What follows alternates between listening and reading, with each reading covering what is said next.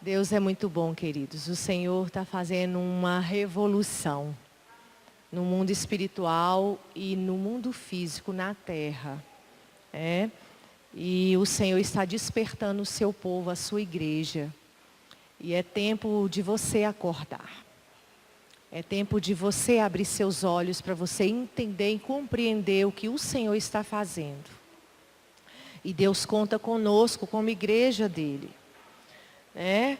E diante dessa oportunidade que o Senhor está me dando de trazer uma palavra, eu busquei do Senhor, durante esses dias eu tenho orado e eu assisti um pouco o que está acontecendo lá em Brasília, nesse mover de oração pelo Brasil, e o Senhor levantando os profetas.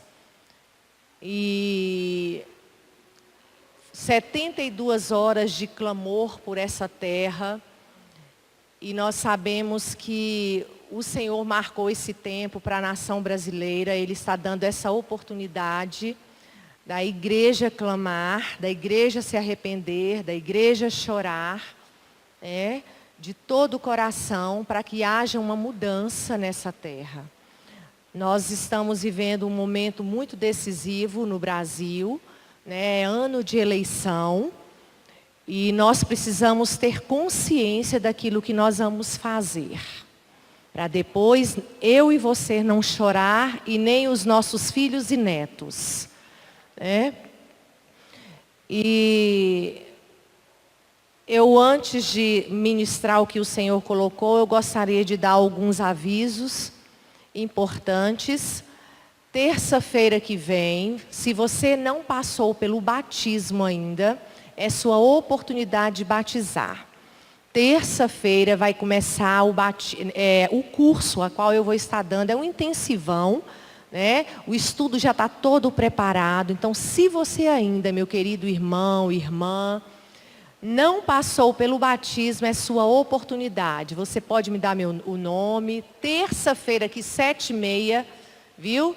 Você já pode chegar, você separa a sua Bíblia, sua caneta, o seu caderninho para você anotar, mas vai ter um estudo bíblico para você xerocado, tá?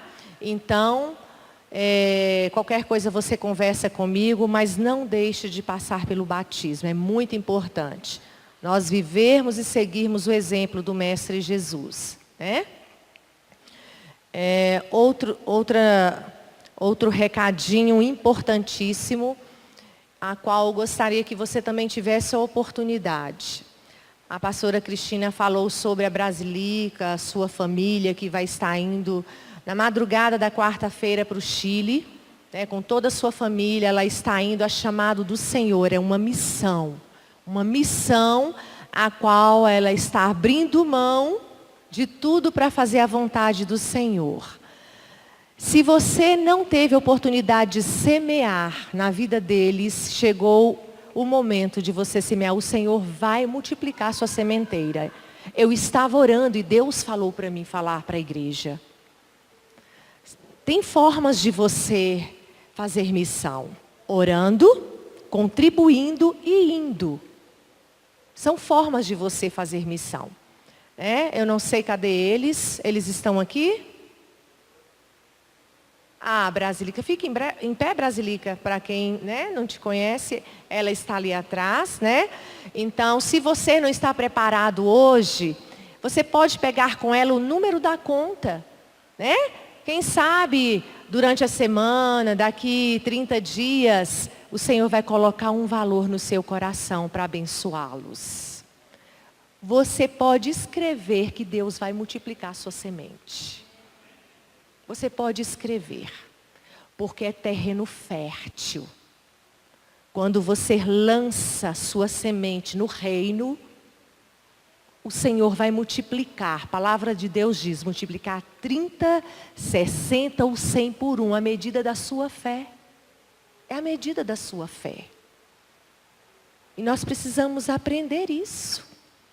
Amém, queridos? Então, fica na liberdade do Espírito. Vamos ficar em pé? O Senhor está aqui. Pai, prepara o nosso coração para ouvir Tua palavra, a qual o Teu Espírito gerou em mim essa palavra, que é tão profunda, Senhor, e que nós precisamos colocar em prática no nosso dia a dia, Jesus. E o Senhor conta conosco, com o Teu povo. Fala, Espírito Santo, fala conosco. A Tua palavra, ela é lâmpada, ela ilumina. A Tua palavra é como espada de 2 gumes, ela penetra no mais profundo do âmago do ser humano, ela corta, ela penetra.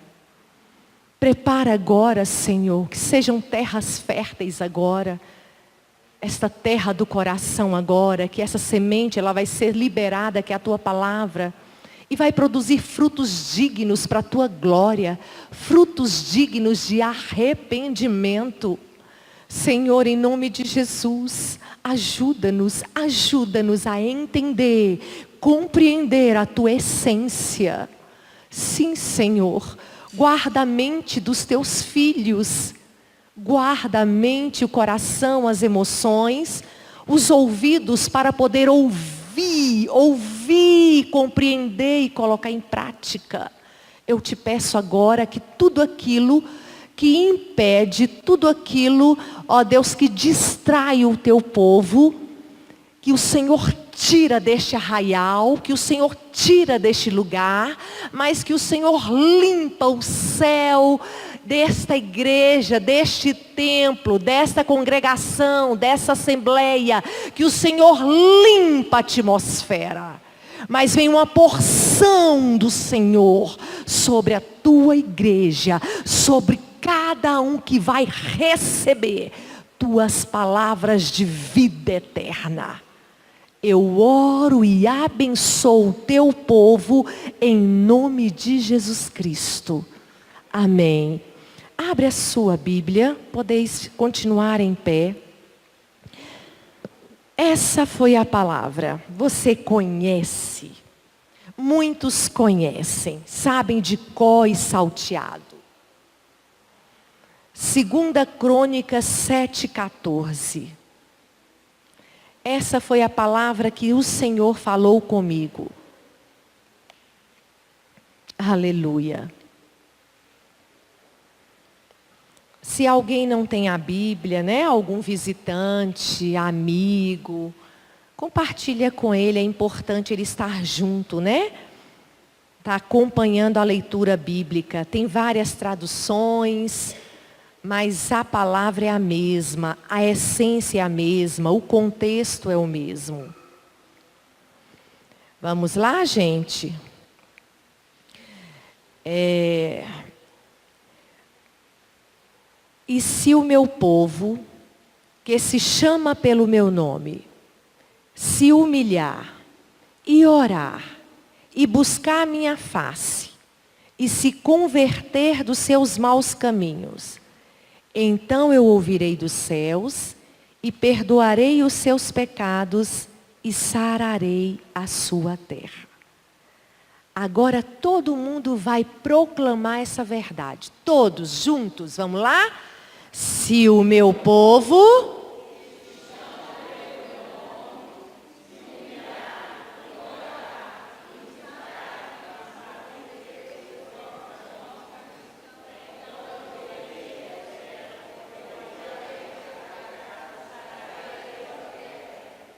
Amém. Amém? Podei vos assentar.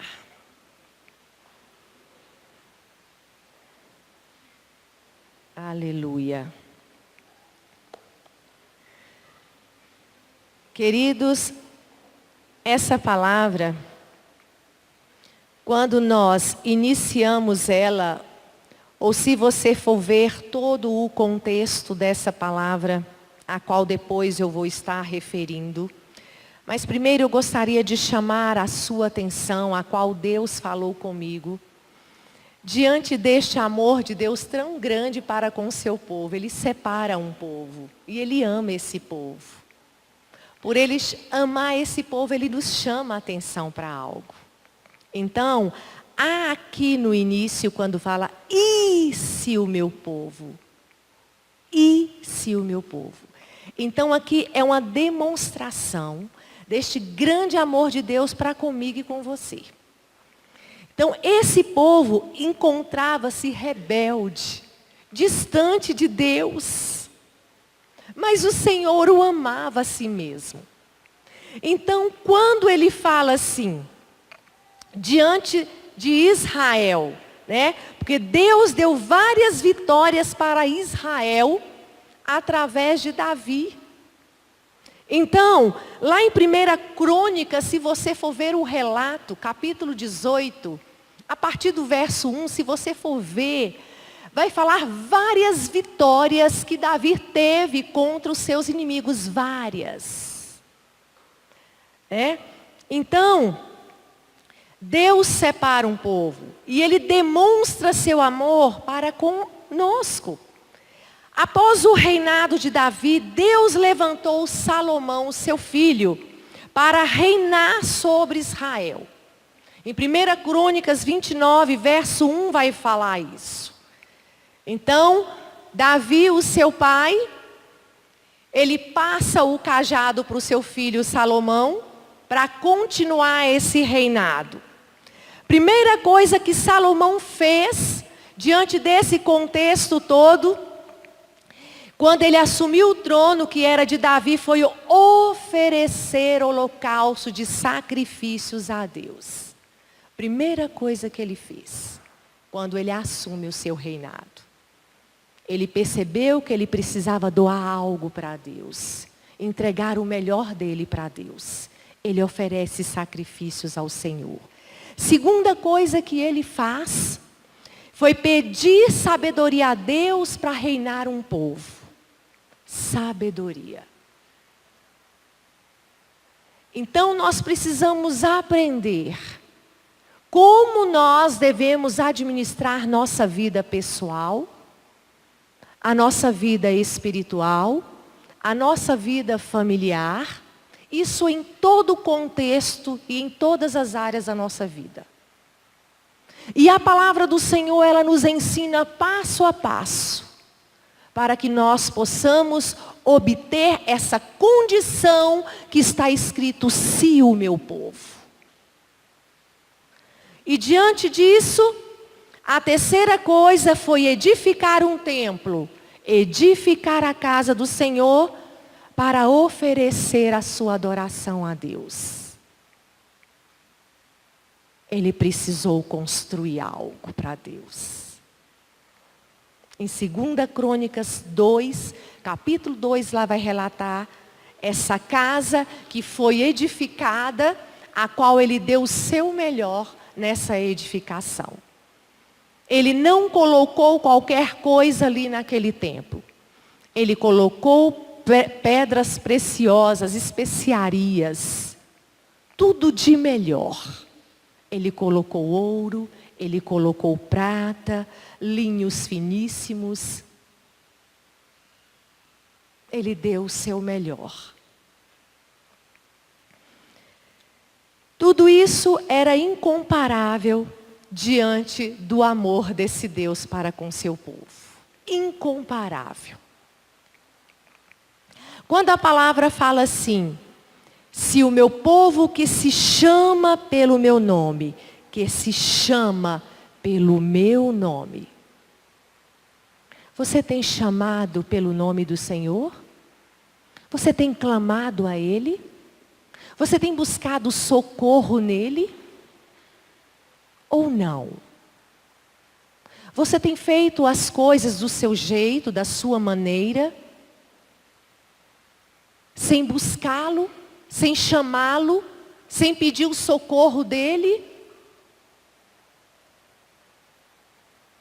Então, se o meu povo que se chama pelo meu nome, saiba que Deus ouve o seu clamor. Saiba que Deus ouve as suas orações quando você chama pelo nome dEle.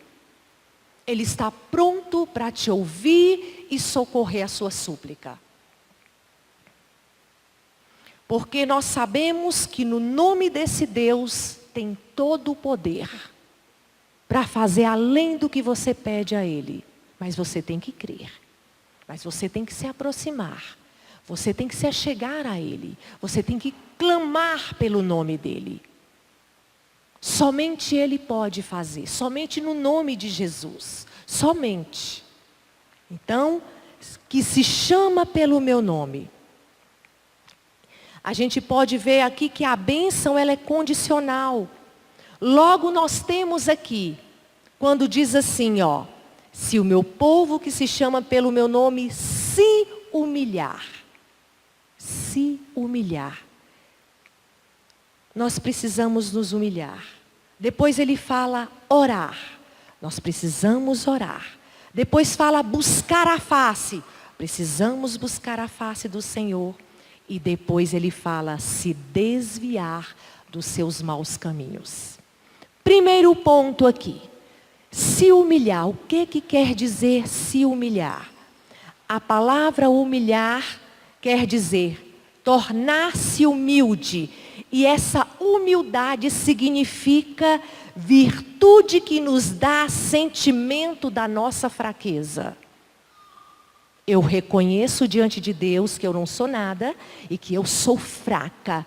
Eu sou miserável, tenho minhas misérias, minhas fragilidades e eu preciso me humilhar e reconhecer quem é Ele em mim.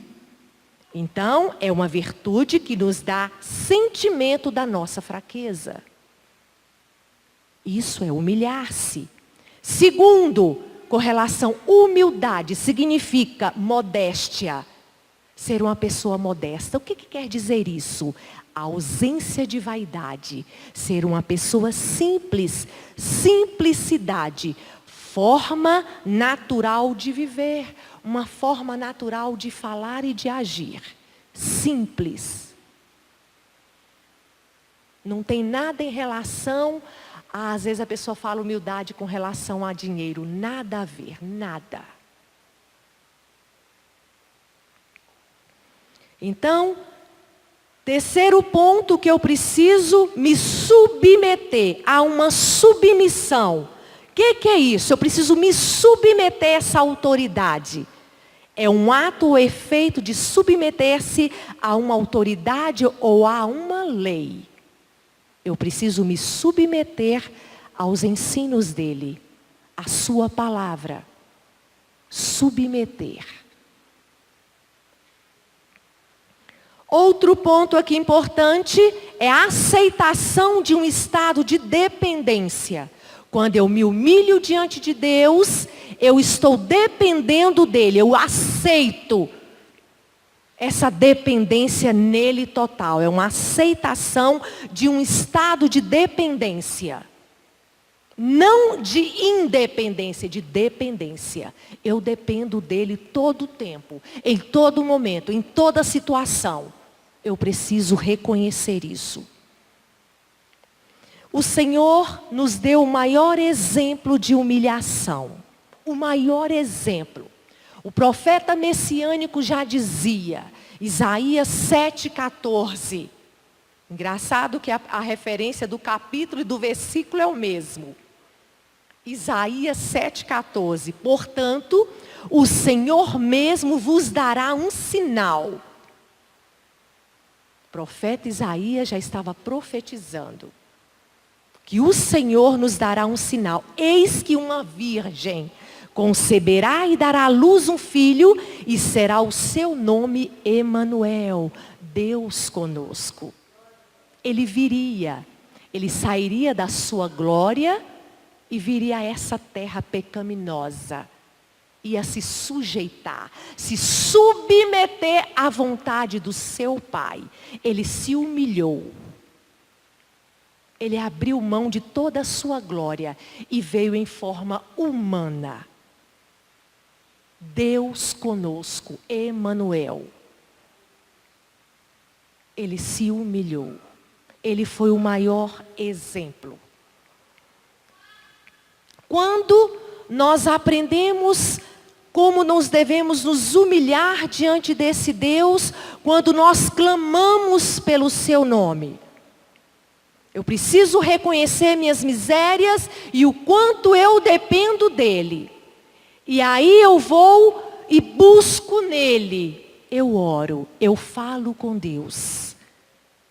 Eu faço as minhas súplicas todos os dias, porque eu preciso dele, eu dependo dele.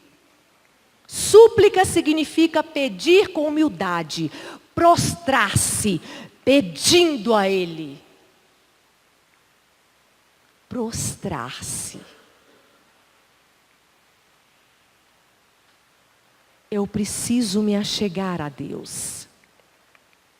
O próprio Cristo, ele tinha uma vida de oração. O próprio Jesus, ele nos dá exemplo nisso. Ele precisava falar com o Pai. Ele precisava sair da multidão e se prostrar diante do seu Pai. Ele se humilhava diante do Pai. Ele submetia à vontade do Pai. Ele ouvia o Pai falar para ele. E eu preciso entender isso.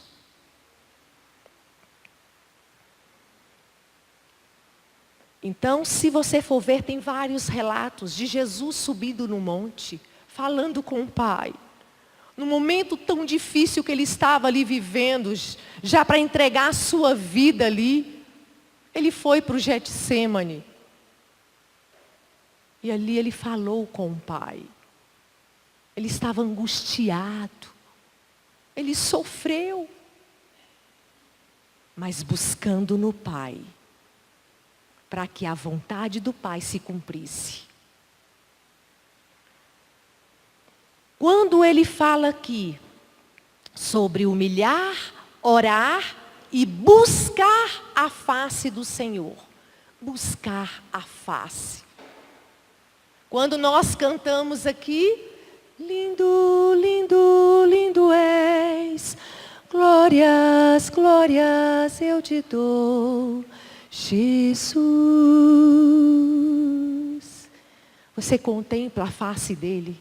Você contempla a beleza dele? Lindo, ele é lindo. Você tem buscado a face do Senhor?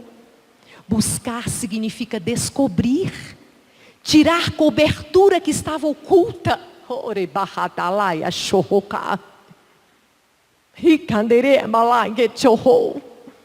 Descobrir a beleza dele, quem é ele. Aquilo que às vezes está oculto para mim e para você. Quando você busca a face, ele revela quem é ele. Ele se revela. É lindo. Esse buscar significa encontrar. Se deparar com alguém ou com algo. Se encontrar.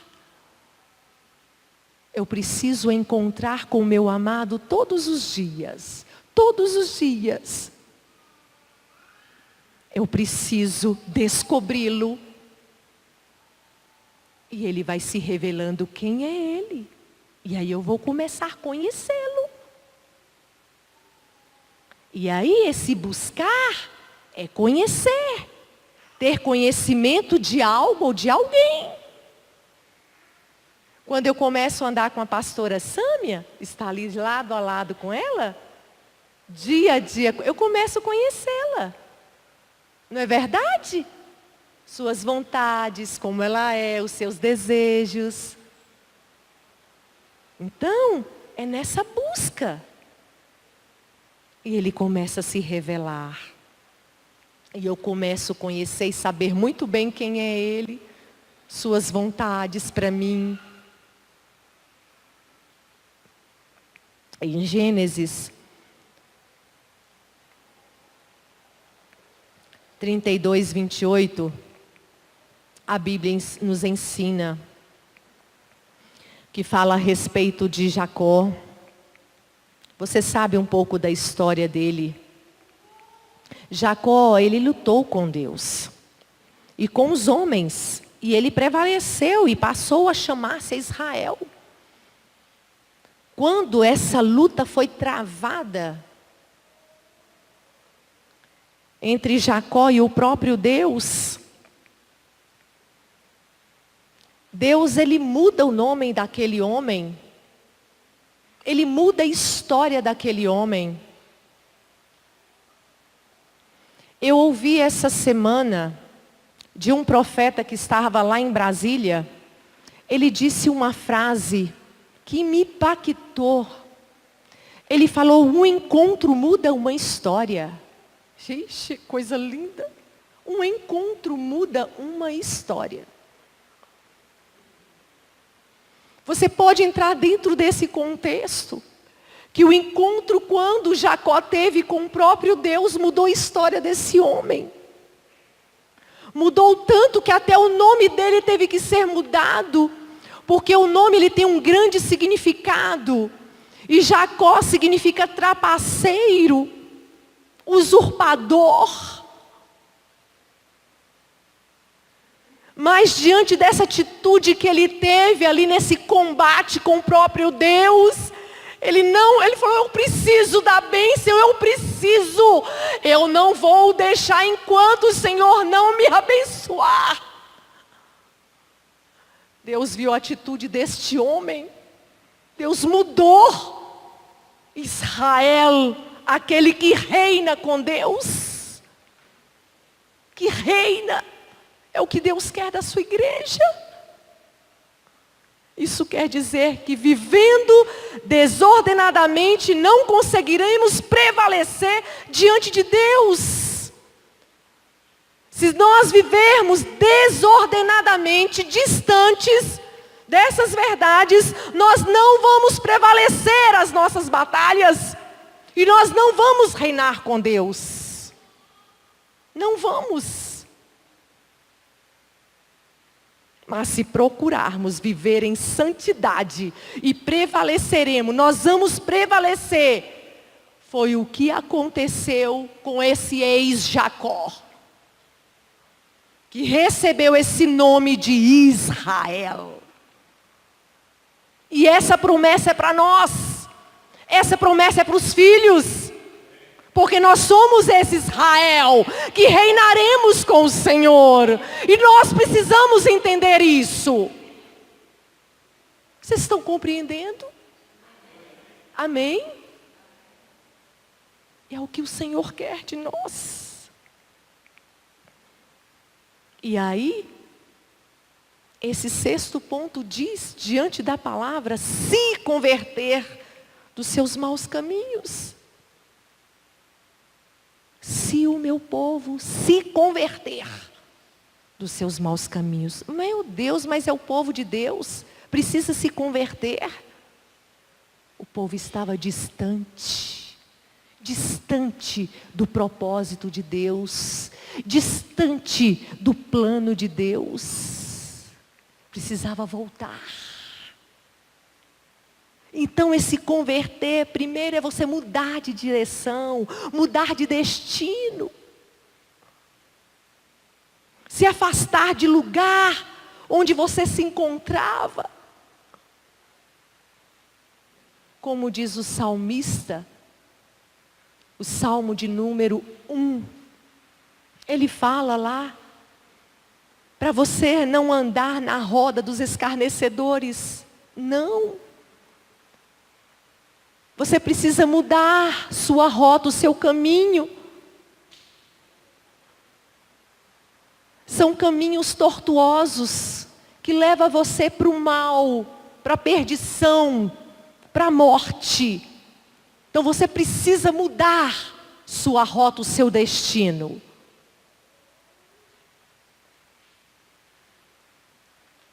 Se converter. O Senhor Deus conhece aqueles que se desviam dos caminhos tortuosos. Ele conhece. Ele sabe. Por isso que às vezes o Senhor, Ele é tão bom, como eu iniciei falando do amor dEle pelo seu povo, mesmo o povo andando erradamente, ele ainda tinha um plano para aquele povo. Ele ainda o amava. O Senhor conhece. E às vezes Ele dá oportunidade à pessoa para se converter, para mudar de vida, para mudar de direção. Ele cria uma situação para que essa pessoa se achegue a Ele. E aí o amor dele é tão grande que a pessoa se converte. Ele criou uma situação. Ela se converte, entrega a vida para o Senhor vai e leva. Para não perecer, porque Ele conhece o coração. Ele conhece. E aí, quando a gente vê o relato de Jó, Deus conhecia Jó. Deus conhecia o coração dele. Jó foi um homem vitorioso em Deus. Ele tinha um nome comentado no céu por se desviar dos maus caminhos. Se desviar. Ele era um homem íntegro, que temente a Deus e que se desviava do mal. Está lá, Jó 1, verso 8. Então Deus conhece o seu coração e o meu. Ele sabe da sua tendência. Ele sabe até onde você pode ir. Se você passar 1 centímetro, você vai cair. Você vai para o abismo. Mas o amor dele é tão grande que ele joga o laço e puxa. Para você não cair no abismo. Ele faz isso. Faz. Ele conhece o coração do homem. Se desviar do mau caminho, se o meu povo se converter. E aí ele diz: então eu ouvirei dos céus. Aí quando você segue esses passos, aí ele vai te dar uma resposta. Oh, aleluia. Então eu ouvirei dos céus. E aí o que ele faz? Perdoarei. Ele diz, está aqui ó. Eu ouvirei dos céus, perdoarei os seus pecados e Ele vai sarar a sua terra. Mas eu preciso me corresponder com Deus para que Ele me dê uma resposta. Há uma condição. A palavra de Deus, ela é condicional. E nós precisamos entender isso. Deus ouve quando nós falamos. O que é esse ouvir? Esse chamar. A palavra hebraica, chamar. Israel. Elohim. Eu não sei cantar direito. Pastor Marconi é que sabe. Chamar. É ouvir. Ouve, ó Israel. Ouvir. Isso significa escutar ou estar atento para ouvir. Estar atento para ouvir o que Deus está falando. É prestar atenção para ouvir o que Ele vai dizer. Atentos. Mas, infelizmente, não tem estado atento. Não tem prestado atenção à sua voz.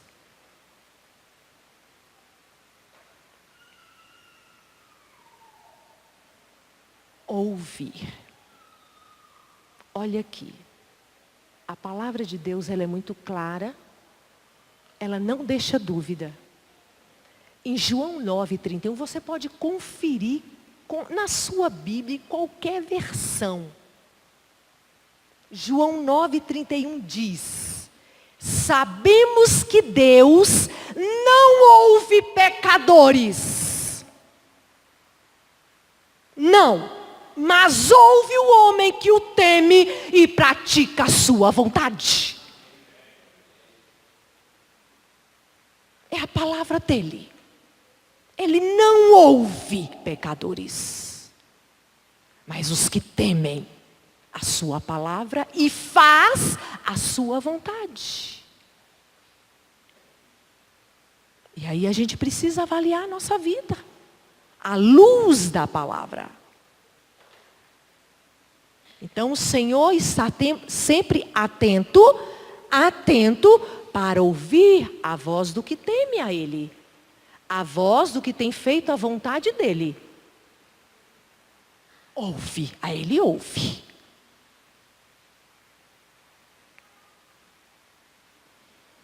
E aí, perdoarei os seus pecados. Ele vai ouvir você. Ele vai te dar uma resposta. E Ele vai perdoar os seus pecados.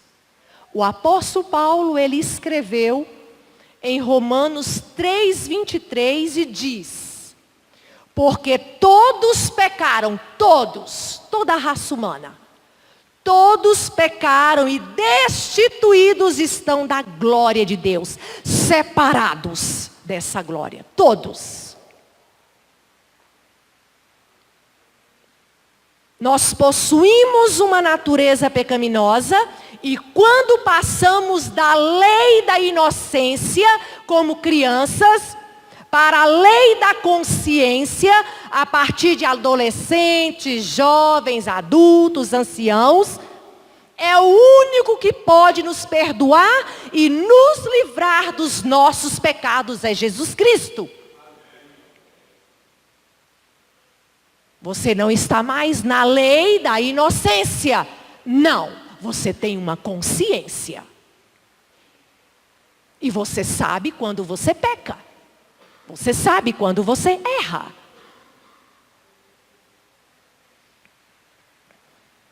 Então, Romanos 8:1 e 2 diz que quando nós temos este encontro com o Senhor Jesus, quando nós nos arrependemos dos nossos maus caminhos, quando nós temos esse encontro genuíno, o que Ele vai fazer? Olha o que diz. Quantos aqui já entregaram suas vidas para Jesus Cristo? Ah, é pouca gente. Amém. A Bíblia diz, se você teve um encontro com o Senhor Jesus,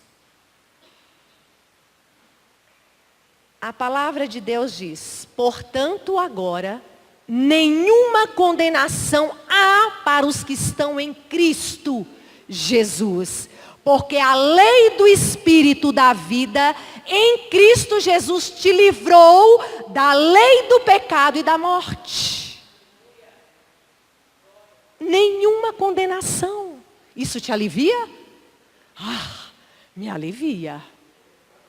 Nenhuma condenação. Às vezes, se você, que tem o Senhor Jesus, é um cristão, né? Foi lavado e redimido no sangue do Cordeiro, é filho, é filha, comete algum pecado, algum relapsozinho, né? Que às vezes acontece. Volta, peça perdão ao Senhor imediatamente. E o sangue de Jesus te purifica de todo o pecado. E Satanás não tem poder de acusar você mais. Não tem. Às vezes ele vai tentar lançar algumas coisas na sua mente e você chega e fala bem assim, olha, a palavra do Senhor diz que nenhuma condenação há para aqueles que estão em Cristo Jesus. Nenhuma. Nenhuma. Nenhuma. Amém. Porque a lei do Espírito e da vida em Cristo Jesus te livrou da lei do pecado e da morte. Graças a Deus por Jesus Cristo. Aleluia. Não é, Silvana? Não é, Graça? Aleluia. E aí ele conclui aqui, e sararei a sua terra. O Senhor faz a obra completa. Ele sara você. Ele sara o seu coração. E é o que Ele está fazendo. Mas Ele precisa de um povo que busca Ele. Que chame pelo nome dEle. Que se humilha diante dEle. Que muda suas atitudes, seus hábitos pecaminosos. E se volte para a palavra, para a verdade, para os princípios. É o que o Senhor quer da sua igreja. Essa vida de santidade, de santificação, de renúncia, de dependência, de saber ouvir e obedecê-lo. É o que Ele quer de nós. Então, queridos, quando Ele diz sarar a sua terra, sarar significa curar, restituir a saúde de quem estava doente, tanto fisicamente quanto espiritualmente. Sarar. O Senhor Deus nunca nos deixará a nossa própria sorte. Se você procurar buscar a Ele e ter uma vida de renúncia e colocar a sua fé em prática, você vai ver o que Ele vai fazer. Mas nós precisamos viver isso. Sarar. Deixa o Senhor te sarar. Deixa o Senhor curar você. Deixa Ele, dá liberdade a Ele para entrar aí, ó, no mais profundo, mexer e remexer. E tirar o que às vezes está escondidinho, Ele precisa tirar e remover. Dê liberdade ao Espírito. Não faz o seu pecado como um bichinho de estimação, não. Deus está vendo. Mas Ele precisa que você o busque. Aí Ele vai começar a revelar para você quem é Ele. Colocar sua fé em prática. Fé. O cristão vive por fé. Fé. Nós precisamos confiar em Deus. E quando você começa a viver 2 Crônicas 7,14, você começa a viver por fé todos os dias. Senhor, hoje, vamos dizer que hoje é segunda-feira pela manhã. Foi o dia que o Senhor fez. Coloque esse dia na presença dEle. Que você seja o parceiro de Deus e Ele o seu. Esteja sempre atento ao que Ele vai falar com você, porque Ele fala de várias formas. Ele usa quem Ele quer, como quer, na hora dEle, mas Ele vai falar com você. Mas você precisa estar atento. Atento.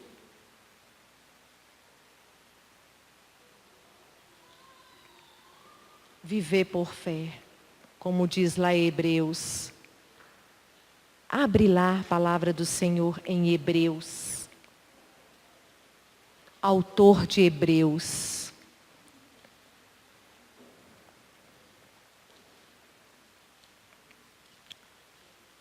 Capítulo 11.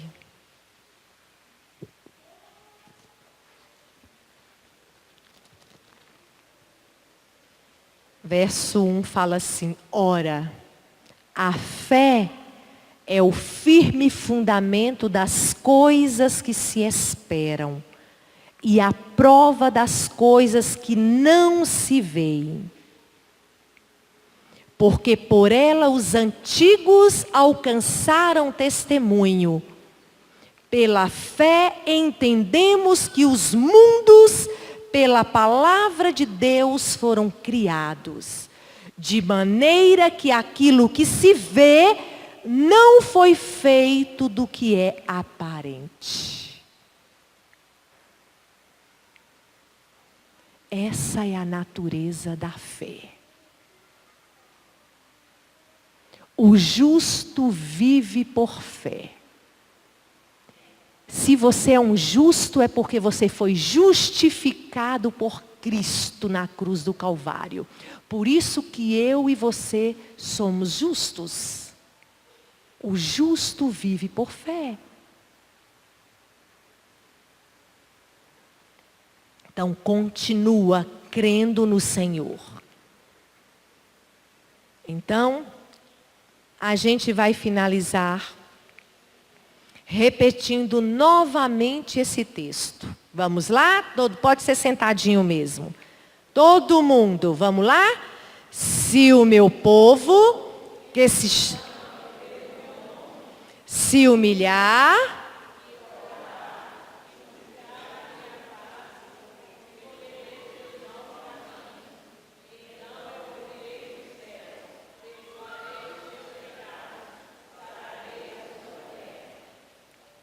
você é povo de Deus? Nós somos povo de Deus, redimidos, comprados com sangue. Você tem o selo, você tem a marca de Cristo. O Espírito Santo habita em mim e em você. A vida plena de Deus está em nós. Então você não é mais um homem natural. Você é um homem ou uma mulher espiritual. E o homem e a mulher espiritual discernem as coisas espirituais. Vocês entendem isso? O homem ímpio, que não tem Jesus, que é o homem natural, ele não discerne as coisas do Espírito. Eles não entendem nada espiritualmente falando, nada. Porque ele é um homem natural. Ele não tem o Espírito de vida nele, ele não tem o Espírito Santo nele. Por isso que é importante esse nascer de novo. É importante. Diante dessa palavra, quando o próprio Deus se revelou a Salomão, quando ele orou, ele clamou a Deus. E é um texto profundo, profundo, porque foi um homem que dependeu dele para reinar. Então, meus queridos, tudo que você fizer, busca a direção do Senhor. Tudo. E Ele vai te dar sabedoria para você administrar tudo que vier às suas mãos. E você será bem-sucedido e próspero em tudo que você fizer. Em tudo. É a palavra. Então vamos ficar em pé. Você ouviu a palavra do Senhor como eu ouvi.